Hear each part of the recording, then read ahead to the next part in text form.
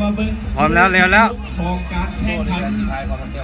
เป็นการพบกันระหว่างนาวาสัก ออกแล้ว ดูลองนั่งฟังพบกับบ้านแสน โอ้เจ๊ออกก็ปุ๊กเป็นหัวหนึ่งละ โอ้ ปุ๊กหัวหนึ่งละ มาแล้วพี่น้องบอกว่าตุ้ยสนุกบ้างหรือเปล่าตุ้ยล่ะในน้ำของนาวาสักไล่สดอยู่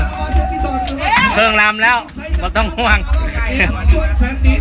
ดินสองในน้ำของบ้านแสนดินบางนาไซทองนครหลวงเมจับดูว่าครับตอนนี้เริ่มไปวัดไล่เบียดไล่เสียดไล่สี โอ้ดึงเล่นมาละ แต่บางทีเหนือลำฟันในน้ำของนาวาสักดิ์สิทธิ์แท้สิทธิใจตีแหงแซงออกมาเลย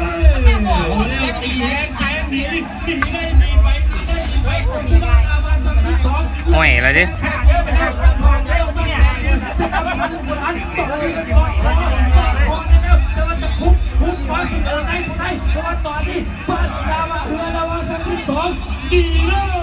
บอกว่าตอนนี้ในน้ำของนมนางมดคนนาวาสักดิ์สิทธิ์จากพี่น้องบ้านนาลองนั้นเริ่มร้อยหน้าร้อยตา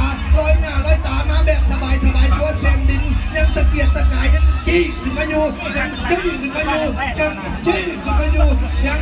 จี้ขึ้นมาอยู่แต่ว่านาวาสักดิ์สิทธิ์แพ้พิชิตใจบ้านนาลองเหยียบต้นกระบาลไฟ